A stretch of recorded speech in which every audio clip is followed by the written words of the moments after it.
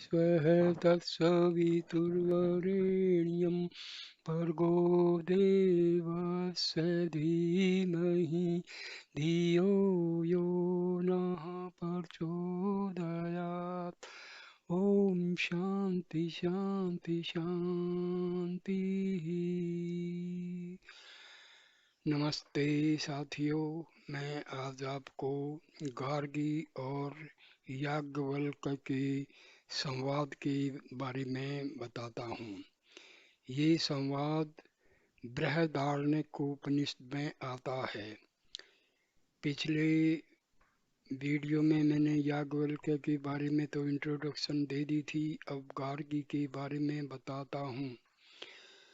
गार्गी गार्गा ऋषि के खानदान में वाचाकनु ऋषि की पुत्री थी, तो उनका बचपन का नाम अपने पिता के नाम से रखा गया था, गार्गी वाचाकनु। गार्गी उम्र भर कुंवारी रही, शादी नहीं की। बचपन से ही अध्यात्म में बहुत इंटरेस्ट लेती थी गार्गी, और उन्होंने जो है ऋग्वेद में कई श्लोकों की रचना की है। उनका जिक्र जो है बृहदारण्यकोपनिषद में आता है, छांदोग्य उपनिषद में आता है। ब्राह्म काफी जो हैं वो वैदिक ऋषि की परंपरा में माना जाता है। मैत्रेयी, गार्गी ये कुछ स्त्री ऋषि थी। तो ये जो संवाद है विदेह के राजा जनक के दरबार में हुआ था। ये जो जनक हैं ये रामायण वाले जनक से अलग हैं। जनक का मतलब होता है जो जनता का पालन करने वाला होता है, तो ये जनक अलग हैं। तो महाराजा जनक ने एक राजसूय यज्ञ रखा था, और उसमें जो है शास्त्रार्थ वगैरह हुआ था, और इनाम भी रखी थी। तो याज्ञवल्क्य जो थे वो बहुत ही विद्वान थे, सभी ऋषि जो है उनका लोहा मानते थे। तो उन्होंने ये रखा था भी जो इस शास्त्रार्थ में जीतेगा, राजा ने ये मतलब घोषणा कर दी थी, उसको मैं 1000 गाय दूंगा। तो शास्त्रार्थ के लिए कोई भी याज्ञवल्क्य का जो है सामना करने के लिए तैयार नहीं था। तो अंत में 8 ऋषियों ने कोशिश किया उनके साथ शास्त्रार्थ करने में, उनमें से गार्गी एक थी। तो अब मैं आपको ये जो है कहानी सुनाता हूँ। मगध साम्राज्य की स्थापना के पहले भी उस देश का नाम मिथिला था, जहाँ पर आजकल दरभंगा, मुंगेर, शाहाबाद आदि बिहार के उत्तरी जिले फैले हुए हैं। मिथिला का राजवंश भारत की ऐतिहासिक राजवंशावली में बहुत प्रतिष्ठित समझा जाता था। उसका मुख्य कारण यह था कि वहाँ के राजा लोग अपनी प्रजा को पुत्र के समान स्नेह की दृष्टि से देखते थे। वे उनकी हर एक बात में सहायता करते थे। आजकल के राजाओं की तरह प्रजा को चूस कर अनेक प्रकार के कष्ट पहुंचाकर अपने निजी ऐशो आराम के लिए धन इकट्ठा करने की उनका ध्यान नहीं था। वे प्रजाओं के जनक अर्थात पिता कहे जाते थे। पिता का काम है अपने बच्चों की रक्षा करना, उन्हें खाना कपड़ा देना, पढ़ा लिखा कर योग्य बनाना, बीमारी में तन मन धन से दवा दारू का प्रबंध रखना। सारांश यह है कि सुख दुख में सर्वत्र उनकी उन्नति और भलाई का ध्यान रखना। मिथिला के राजाओं का यह गुण खानदानी बन गया था। यही कारण है कि वे प्राय सबके सब जनक नाम से प्रसिद्ध हुए। प्रजा की रक्षा में और अपने पारलौकिक श्रेय की चिंता में अपने शरीर का भी ध्यान नहीं रखते थे। यही कारण है कि वे सब विदेह भी कहे जाते थे। इसी मिथिला के एक राजा विदेह या जनक की यह कथा बतला रहा हूँ। वह राजा जनक अपने समय के एक बहुत बड़े राजा ही नहीं थे, बल्कि बहुत बड़े विद्वान और महात्मा भी थे। उस समय यद्यपि लोग ब्राह्मण गुरु से ही विद्या सीखने जाते थे, किंतु राजा जनक से अक्षत्रिय होने पर भी विद्या सीखने के लिए दूर दूर से विद्यार्थी आते थे। यही नहीं, बड़े बड़े ऋषि मुनि, महात्मा और पंडित भी किसी कठिन कठिन विषय के आ जाने पर उनसे आकर गुत्थी सुलझाते थे।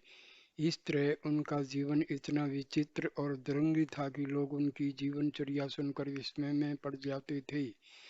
एक बार उन्हीं राजा जनक ने एक बहुत बड़ा यज्ञ किया, जिसमें संसार के कोने कोने से ढूंढ ढूंढ कर विद्वान पंडित, महात्मा, ऋषि मुनि बुलाए गए। बड़ी धूमधाम से यज्ञ संपन्न हुआ और मंगल मुहूर्त में विद्वान जनक ने राजा जनक ने यज्ञाग्नि में पूर्णाहुति डालकर यज्ञ की शेष क्रियाएं भी समाप्त कर दी। केवल कुछ पंडितों को अतिरिक्त दक्षिणा देना बाकी रह गया। ठीक अवसर पर राजा के हृदय में एक कुतूहल जागा। उन्होंने सोचा कि आज इस विद्वान मंडली में यह निश्चय हो जाना चाहिए कि कौन सबसे बड़ा विद्वान और महात्मा पंडित है, क्योंकि सभी अपने अपने को बहुत बड़ा विद्वान समझते हैं और एक दूसरे को अपमानित करने का अवसर ढूंढते रहते हैं। इन फैसले के बाद कम से कम यह तो विदित ही हो जाएगा कि इस समय का सबसे बड़ा विद्वान कौन है। राजा के उस यज्ञ में विशेषकर कुरु और पांचाल देश के पंडितों में बड़ी होड़ चलती थी। वे सब के सब अपने विद्या के मद में चूर रहते थे।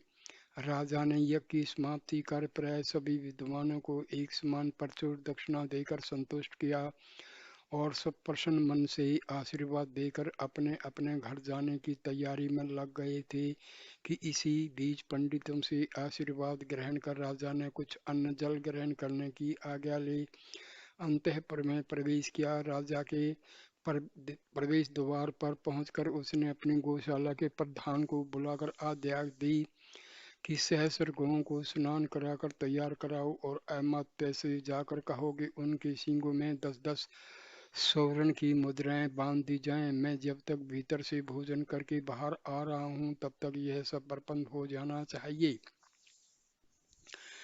थोड़ी ही देर बाद भोजन कर अंतःपुर से ज्यों ही राजा बाहर निकला त्यों ही इधर से गौशाला के अध्यक्ष ने समीप जाकर हाथ जोड़कर निवेदन किया कि महाराज की आज्ञा से एक सहस्र गौएं स्नान कराकर पुष्पादि अलंकरणों से सजा दी गई हैं। राजा ने कहा, उनकी हर एक सींग में 10-10 स्वर्ण मुद्राएं भी बांध दी गई है न? प्रधान गोपालक ने कहा, हाँ महाराज, सब कुछ हो चुका है। राजा ने कहा, उन्हें हंकवा कर यज्ञ मंडप के समीप लाकर खड़ी करो, देखना कोई भागने के ऐसा प्रबंध करना। प्रधान प्रधान गोपालक ने हाथ जोड़कर कहा, जो आज्ञा महाराज। प्रसन्न मुख राजा यज्ञ मंडल में पहुंचा, जहाँ ब्राह्मण लोग अपने अपने आश्रमों को लूटने की तैयारी करके उसके आने की उत्सुक प्रतीक्षा में थे और इधर प्रधान गोपालक भी अपने अनुचरों समेत सहस्र गौएं लेकर यज्ञशाला की ओर चल पड़ा।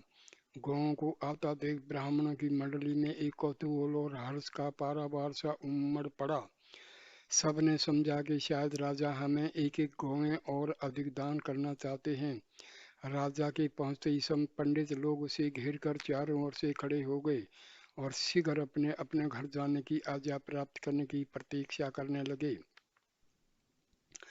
थोड़ी देर तक चुप रहने के बाद राजा ने कुछ गंभीर स्वर में कहा, हे पूजनीय ब्राह्मणों, आप लोगों ने इस दास के ऊपर जिस प्रकार की कृपा करके इतने दिनों तक सच्चे हृदय से यज्ञ संपन्न करने में सहायता पहुंचाई है, उसके लिए यह आपका सिर कृतज्ञ रहेगा।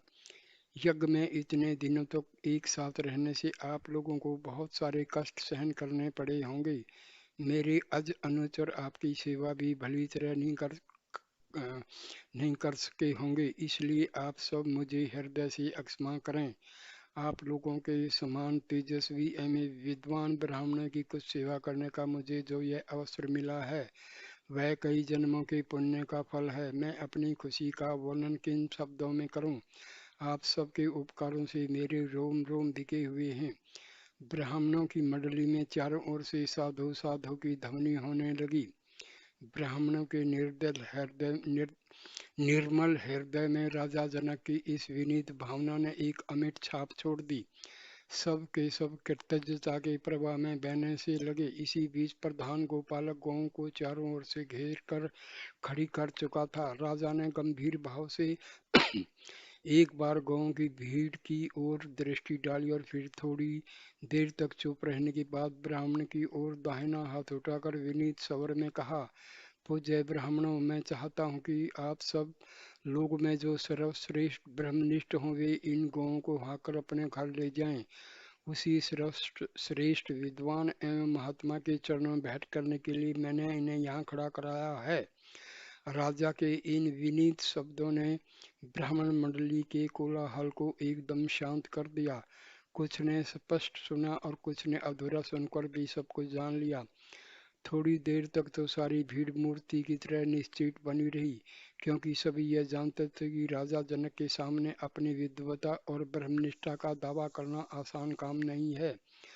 थोड़ी देर बाद कुछ आचार्यों के शिष्यों ने अपने अपने गुरु के पास जाकर एक सहस्त्र गौओं को एक साथ पाने का लोभ फुसफुस शब्दों में प्रकट किया, पर आचार्यों की हिम्मत ने जनक के सामने अपनी विद्वता प्रकट रखने की दृष्टा से साफ इनकार कर दिया। वे सिर हिला हिलाकर इधर उधर ताकने लगे। थोड़ी देर तक इस नीरवता ने राजा जनक के उस यज्ञ मंडल में अपना अधिकार और जमाया, जहाँ पर अभी थोड़ी देर पहले तुमुल कोलाहल मचा हुआ था। यज्ञ कुंड से निकलने वाली धूम की सुगंधित काली रेखा मानो उन सभी ब्राह्मणों की भर्त्सना करते हुए ऊपर चढ़ी जा रही थी, पर वे सब के सब चुप ही बने रहे। किसी में बोलने की हिम्मत नहीं आई। थोड़ी देर बाद इस नीरवता को याज्ञवल्क्य के इन गंभीर शब्दों ने तोड़ दिया। उपस्थित सभी लोगों ने उत्कंठित मन से सुना कि वे अपने शिष्य को संबोधित कर रहे थे। प्रिय दर्शन शाम सर्वा, इन समस्त गौओं को हाँक कर अपने आश्रम की ओर ले चलो। याज्ञवल्क्य के मुंह से इन शब्दों के निकलने भर की देर थी कि उनके उत्साही शिष्य गौओं के पास पहुंचकर चारों ओर से हाँकने लगे। उस समय याज्ञवल्क्य का मुखमंडल तेज से प्रदीप्त हो उठा था और उनके स्वर में धीरता एवं गांभीर्य का मिश्रण था। ब्राह्मणों ने देखा कि वह राजा के पास पहुंचकर कह रहे थे, राजन, अब आज्ञा हो तो आश्रम को ले चलूं, क्योंकि वहां से आए हुए काफी दिन बीत गए। पता नहीं शिष्यों की पढ़ाई ठीक से चल रही है या नहीं। सभा में उत्तेजना की एक छिपी लहर सी फैल गई, क्योंकि याज्ञवल्क्य के शिष्य गौओं को हाकर थोड़ी दूर निकल गए थे और इधर राजा जनक भी याज्ञवल्क्य की विदाई के लिए चल पड़े थे। बड़े बड़े वयोवृद्ध एवं शांत आचार्यों में भी याज्ञवल्क्य की इस दृष्टा ने खलबली मचा दी, पर किसी में अग्रसर बनने की अक्षमता नहीं रही। राजा जनक के प्रधान होता ऋत्विज अस्वल से नहीं रहागा, क्योंकि उन्हें यह पता था कि भूमंडल भर के विद्वान में उनसे वयोवृद्ध एवं सम्मानित दूसरा कोई नहीं था। इसके अतिरिक्त अपने यजमान की दक्षिणा को एक बाहरी उद्धत युवक सर्वश्रेष्ठ विद्वान एवं ब्रह्मनिष्ठ बनकर ले जाए, यह भी मृत्यु से कम दुखदायी नहीं है। अपयश ही तो सच्ची मृत्यु भी है। इस तरह अपमानित होकर फिर से राजा जनक की आंखों में अपनी पूर्व प्रतिष्ठा का प्राप्त करना मुश्किल था। वे एकदम विचलित से हो गए और पीछे से याज्ञवल्क्य के आगे खड़े होकर रूखे स्वर में बोल पड़े, याज्ञवल्क्य, क्या तुम ही हम सबसे बड़े विद्वान और ब्रह्मनिष्ठ हो जो इन गौओं को हकाते हुए चले जा रहे हो? अस्वल के होंठ कांप रहे थे, दिल धड़क रहा था और स्वर कंठ सूख जाने के कारण फटा हुआ था। याज्ञवल्क्य खड़े हो गए। पीछे पीछे चलने वाले राजा जनक भी अस्वल की ओर मुंह करके खड़े हो गए। पीछे की सारी विधव मंडली भी इधर उधर खड़ी होकर उत्सुक कानों से याज्ञवल्क्य का उत्तर सुनने के लिए चुप हो गई। पर याज्ञवल्क्य भी अभी चुप खड़े थे। फिर थोड़ी देर तक इधर उधर देखकर याज्ञवल्क्य ने मुस्कुराते हुए कहा, भाई, इस उपस्थित ब्राह्मण मंडली में जो सबसे बड़ा विद्वान तथा ब्रह्मनिष्ठ है उसे मैं सादर नमस्कार करता हूँ। आपने ये कैसे जान लिया कि मैं सर्वश्रेष्ठ विद्वान और निष्ठ बनने की दृष्टा कर रहा हूँ? मुझे तो इन गौओं की चाहत इसलिए ले जा रहा हूँ। अस्वल को अपनी विद्वता और ब्रह्म निष्ठा पर पूरा भरोसा था। राजा जनक के प्रधान होता के पद पर इतने दिनों तक रहकर वे देश देशांतर के पंडितों पर अपनी विद्वता और ब्रह्मनिष्ठा की धाक जमा चुके थे। उद्धत याज्ञवल्क्य के इस शांत उत्तर ने भी उन्हें झकझोर दिया। अपमानित करने की भावना उनमें प्रबल रूप से जाग उठी। सबर को कठोर बनाते हुए वो बोले, याज्ञवल्क्य, अपनी विद्वता और ब्रह्मनिष्ठा को बिना प्रकट किए हुए तुम गौओं को हका कर नहीं ले जा सकते। महाराज ने पहले ही ये बात प्रकट कर दी है। क्या तुम समझते हो कि हम में से किसी के मन में इन सब एक सहस्र स्वर्ण मंडित गौओं की चाह नहीं है? धृष्टता मत करो और अपने शिष्यों को रोको। जब तक मेरे प्रश्न का समुचित उत्तर नहीं दे लोगे तब तक गौओं को नहीं ले जा सकते। याज्ञवल्क्य ने अपने शिष्यों को गौएं खड़ी करने का आदेश देकर अश्वल से मुस्कुराते हुए विनीत स्वर में कहा, भाई, गौएं खड़ी हैं, आप जो प्रश्न चाहें मुझसे कर सकते हैं। अश्वल ने थोड़ी देर तक सोचा विचारा, फिर याज्ञवल्क्य की ओर दाहिना हाथ उठाकर कहा, याज्ञवल्क्य, क्या तुम यह बतला सकते हो कि किस प्रकार ये हवन करने वाले होत्री गण मृत्यु को पार कर मुक्त हो सकते हैं? याज्ञवल्क्य ने बिना रोके हुए कहा, अश्वल, चारों प्रकार के होत्रियों को उस नित्य भाव का जो इनके कर्मों के पीछे है ज्ञान प्राप्त करना चाहिए। अर्थात उन्हें ऋचाओं का पाठ करना, छंदों का गान करना, आहुति देना और पूजन का काम करना चाहिए। इनकी स्थिति वाणी, प्राण, चक्षु और मन पर है, किंतु मन से उस अनंत का ध्यान करना चाहिए जो सबके पीछे है। उसी अनंत को प्राप्त करने के बाद होत्रीगण मृत्यु को प्राप्त कर मुक्त हो सकते हैं। केवल कर्मों से मुक्ति की प्राप्ति या मृत्यु का भय दूर नहीं हो सकता। राजा जनक ने साधु कहकर याज्ञवल्क्य के उत्तर की सत्यता पर अपनी मोहर लगा दी।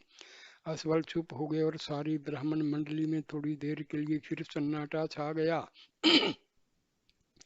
इसके बाद भीड़ को चीर कर आगे बढ़ते हुए धृतकारु के वंशज ऋतु भाग के पुत्र आर्त भाग ने राजा जनक के सामने खड़े होकर याज्ञवल्क्य को संबोधित करते हुए कहा, याज्ञवल्क्य, मेरे प्रश्न का उत्तर दिए बिना तुम्हारी विद्वता और ब्रह्मनिष्ठा की पुष्टि नहीं हो सकती। बोलो, तैयार हो मेरे प्रश्न का उत्तर देने के लिए?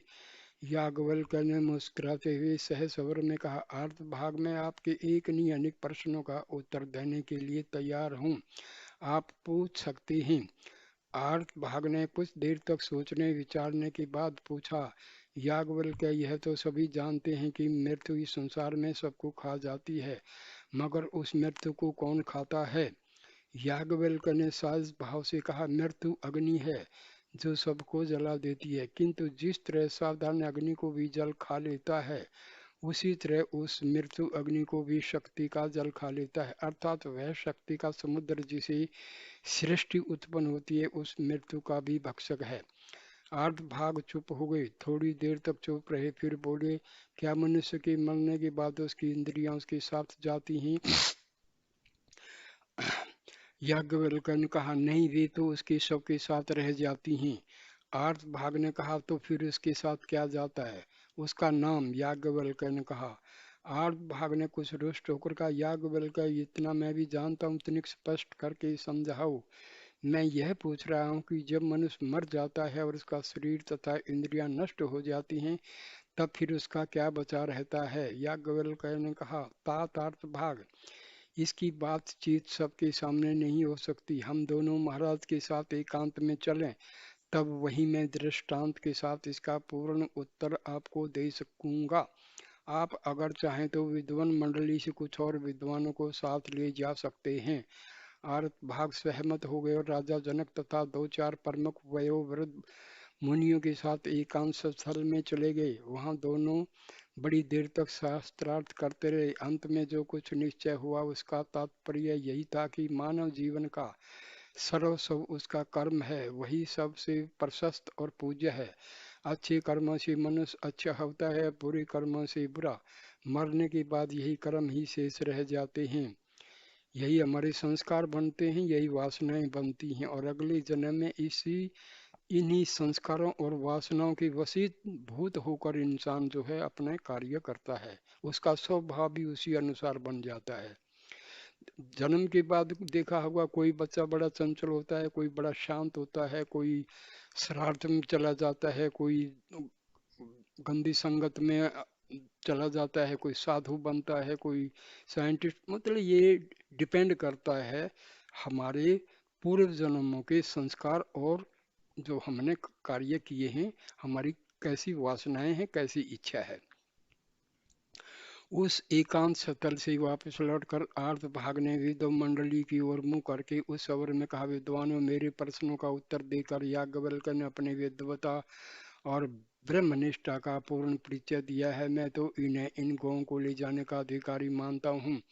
यदि आप लोगों में से कोई इनसे कुछ पूछना चाहे तो सामने आकर पूछे।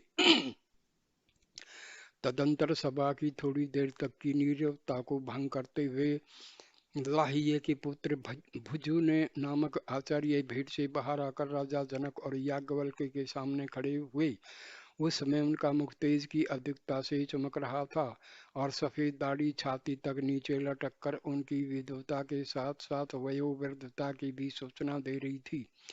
थोड़ी देर तक याज्ञवल्क्य की ओर निर्निमेष ताकने के बाद भुजु ने कहा, याज्ञवल्क्य, मैं एक बहुत छोटा सा प्रश्न कर रहा हूँ, इसका उत्तर देने के बाद तुम मेरी दृष्टि में सबसे अधिक विद्वान और ब्रह्मनिष्ठ सिद्ध होगी। याज्ञवल्क्य ने कहा, भगवान, आप बड़े से बड़ा प्रश्न कर सकते हैं, मैं यथामति सबका उत्तर देने के लिए तैयार हूँ। भुजु याज्ञवल्क्य की विनीत दर्पोक्ति से पहले तो सहम गए, फिर गंभीर होकर बोले, याज्ञवल्क्य, मैं यह जानना चाहता हूँ कि परीक्षित आदि नरपति गण जो अपने समय के बड़े दानी और यज्ञशील थे, मृत्यु के बाद कहाँ चले गए। याज्ञवल्क्य ने बिना रुके हुए कहा, तात भुजो, आपने बहुत सुंदर प्रश्न किया। मृत्यु के बाद परीक्षित आदि भी वहीं गए जहाँ वे सब मनुष्य जाते हैं जो उन्हीं की तरह अश्वमेध यज्ञ करते हैं और दान देते हैं।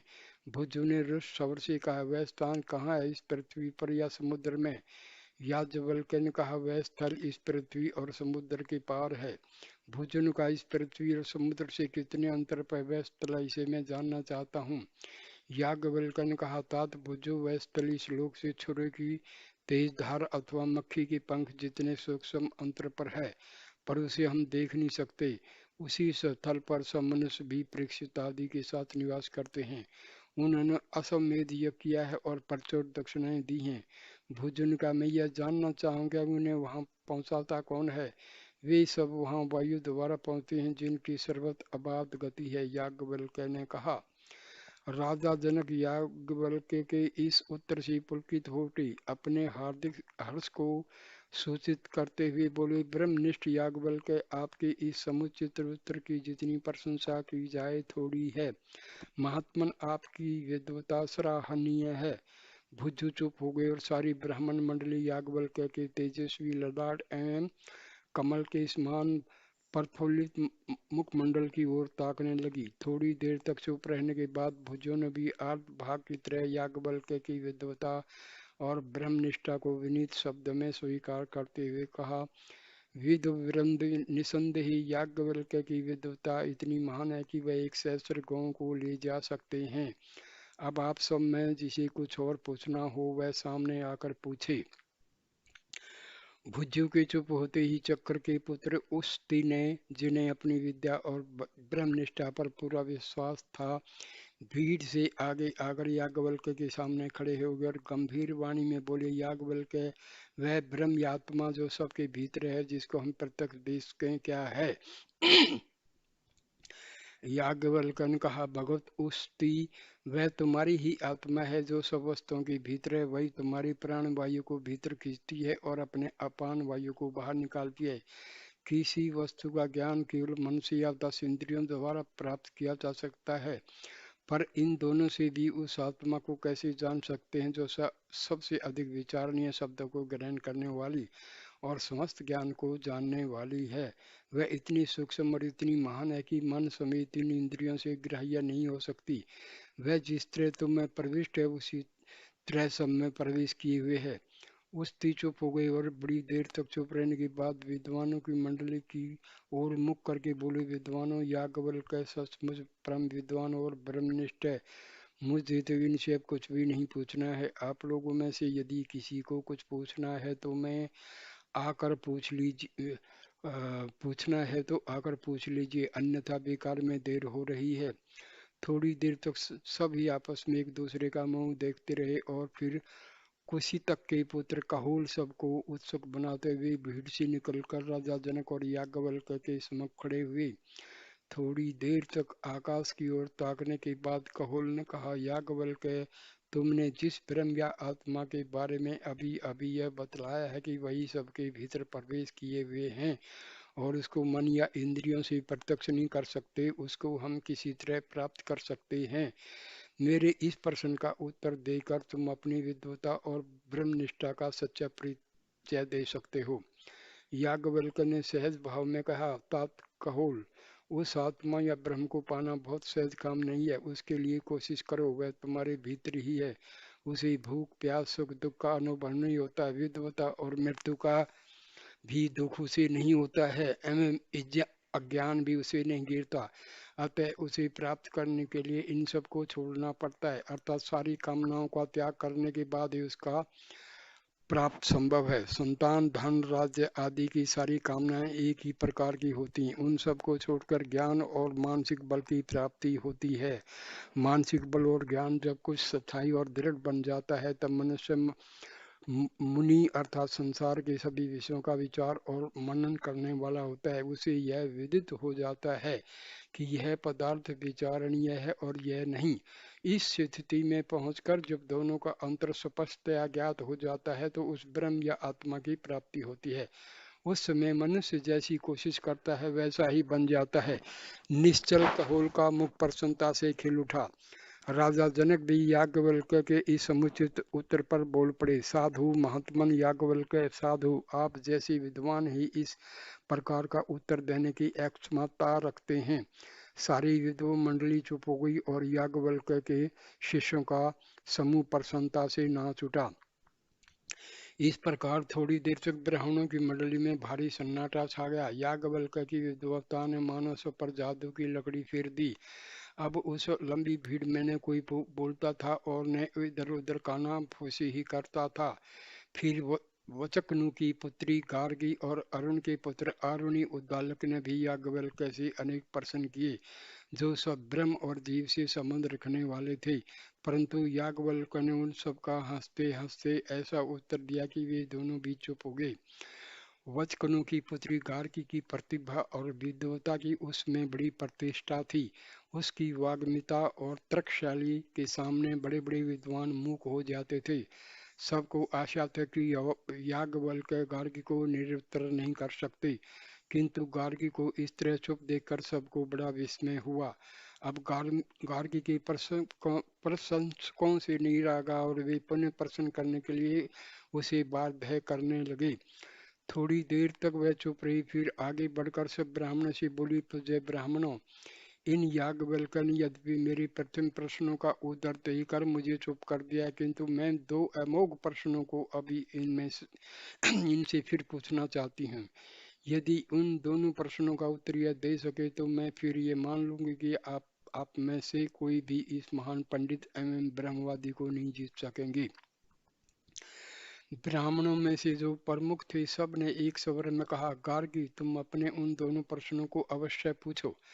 गार्गी थोड़ी तब देर तक चुप रही, फिर गंभीर स्वर में बोली, हे याज्ञवल्क्य, जैसे वीर पुत्र विदेह राज या काशीराज युद्ध क्षेत्र में एक बार उतारी हुई डोरी वाली धनुष फिर से डोरी चढ़ाकर शत्रु को अत्यंत पीड़ा पहुंचाने वाले दो बाणों को हाथ में लेकर शत्रु के सामने खड़े होते, उसी प्रकार दो मान प्रश्नों को लेकर मैं आपके सामने खड़ी हुई हूँ। आप यदि सच्चे ब्रह्मवेत्ता हैं तो इन प्रश्नों का समुचित उत्तर देकर मुझे संतुष्ट करें।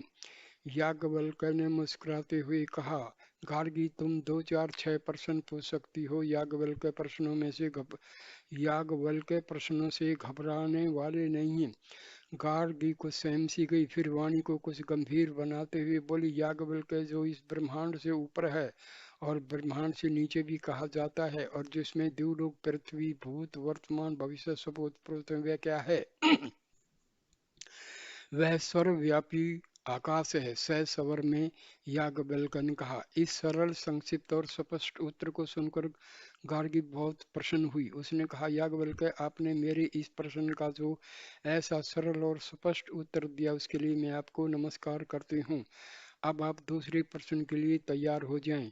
याज्ञवल्क्य ने सरलता से कहा, गार्गी तुम पूछ सकती हो। गार्गी ने उसी अपने प्रश्न को और याज्ञवल्क्य के उत्तर को एक बार फिर दोहराया और उसी में से तर्क करते हुए पूछा, याज्ञवल्क्य, आप कह रहे हैं कि यह चराचर जगद्रूप सूत्रात्मा तीनों कालों में सर्वदा सर्वव्यापी एवं अंतर्यामी आकाश में ओतप्रोत है, तो मैं जानना चाहती हूँ कि वे आकाश किसमें ओतप्रोत है।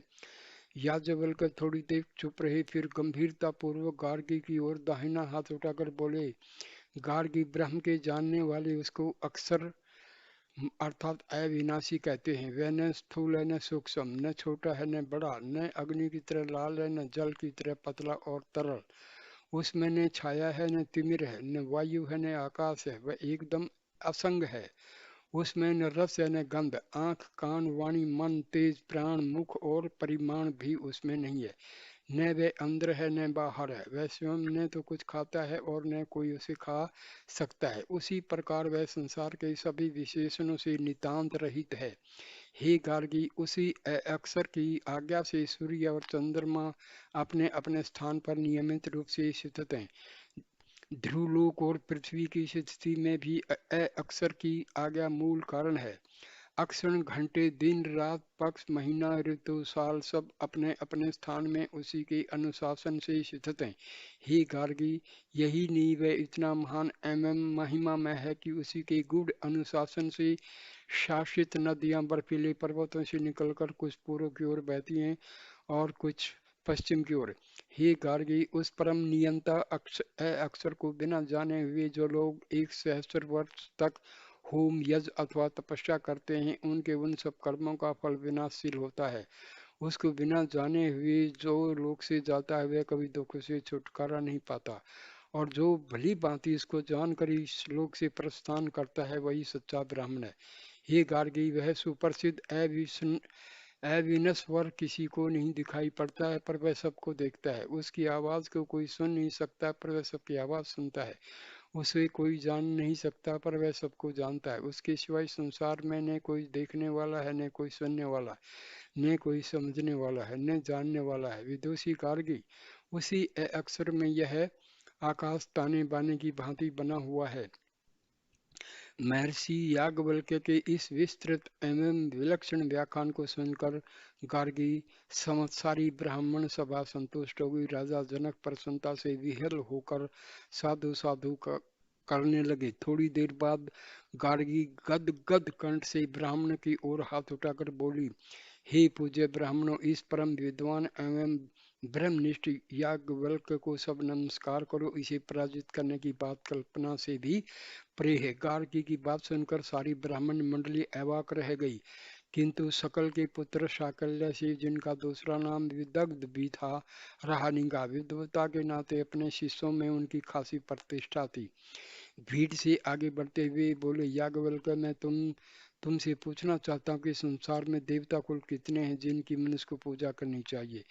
याज्ञवल्क्य ने कुछ असंतुष्ट होकर कहा, विदग्ध, इस संसार में 3003, 303, 33, 6, 3, 2, 1.5 और एक देवता माने जाते हैं, किंतु वास्तव में देवता तो 33 ही हैं। 3003 या 303 उनकी महिमा है। यह 33 देवता इस प्रकार से हैं: 8 वसुगण, 11 रुद्रगण, 12 आदित्यगण, 1 इंद्र, 1 प्रजापति। 8 वसुओं में अग्नि पृथ्वी सूर्य वायु अंतरिक्ष देव चंद्रमा और नक्षत्र हैं। 11 रुद्रों में 10 इंद्रियां, 5 ज्ञानेन्द्रिय और 5 कर्मेंद्रिय और 1 मन है। 12 आदित्यों में 12 महीनों की गणना है। इंद्र वर्षा और गर्जना को का देवता है तथा प्रजापति वृद्धि का। अन्य 6 देवताओं में अग्नि पृथ्वी वायु अंतरिक्ष सूर्य और 2 की गणना है। 3 देवता 3 लोक हैं, इनमें जिसमें सब देवता गण वास करते हैं। दूसरा देवता अग्नि और प्राण है। डेढ़ देवता स्वयं प्राण हैं और जो स्वयं एक पदार्थ है और आधे सबके शरीर का अंग भी है। एक देवता वह केवल प्राण वह आत्मा है जो ब्रह्म भी कहा जाता है। याज्ञवल्क्य के विचित्र तर्कपूर्ण उत्तर को सुनकर भी विदग्ध चुप नहीं हुए। उन्होंने जानबूझकर परेशान करने की नीयत से कई इधर उधर के भी प्रश्न किए। याज्ञवल्क्य सबका यथोचित उत्तर देते गए, पर जब उन्होंने देखा कि विदग्ध चुप होना नहीं चाहते तो अंत में रुष्ट होकर कहा, विदग्ध अब मैं तुमसे एक प्रश्न पूछना चाहता हूँ। यदि तुम इसका यथोचित उत्तर नहीं दोगे तो तुम्हारा सिर धड़ से अलग हो जाएगा।